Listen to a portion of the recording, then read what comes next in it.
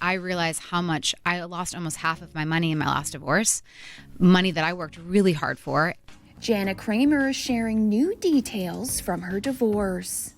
3 years after the One Tree Hill alum finalized her split from ex-husband Mike Caussin, Jana is now sharing the financial issues she ran into by not having a prenuptial agreement.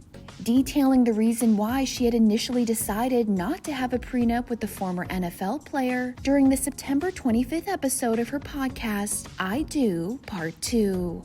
In my last marriage to my husband of almost 7 years, I did not have him sign a prenup. To me, it was like, this is my one forever and we're getting married. And when he cheated the first round of affairs, when he was in rehab, I made him sign a postnup. But that did not hold up in court. It was not going to hold up in court. My lawyer had said when I finally divorced him, that postnups don't hold up as well as prenups. And that he told me he was going to fight the postnup. However, the 40-year-old who shares 8-year-old daughter Jolie and 5-year-old son Jace with Mike now admits not having a prenup was a very costly mistake. I earned most of the money in that relationship. I realized how much I lost almost half of my money in my last divorce, money that I worked really hard for.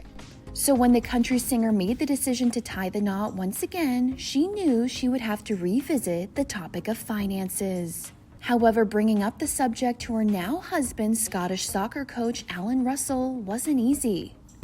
Now in this new relationship, it was a really hard conversation to have because I have my entire team of people and lawyers and business managers looking out for me. And my lawyer was like, this is like getting health insurance. Mm-hmm. And I'm like, I get that piece of it. I was like, but I'm struggling with that. He's like, well, why wouldn't you have health insurance for your life? This is the same thing. I'm like, but it's not. I'm like, he's the love of my life. And while Jana doesn't reveal what her and Alan decided on in the end, she says it was a conversation that needed to happen for the sake of her kids. This is not for me. None of that money is for me. It's for my children. And so if I just want to protect that, and I think when I had the conversation with my husband now, he was very much like, it's not what we're already going into this to not be together. Like, it doesn't feel romantic. It's like, and I'm like, I know. And I was like, I don't want it either. Like, zero part of me wants it. And he's like, I will sign it if you want me to sign it. And, I'm not going to actually say what the end decision was, but for me, it was just a really tough conversation to have.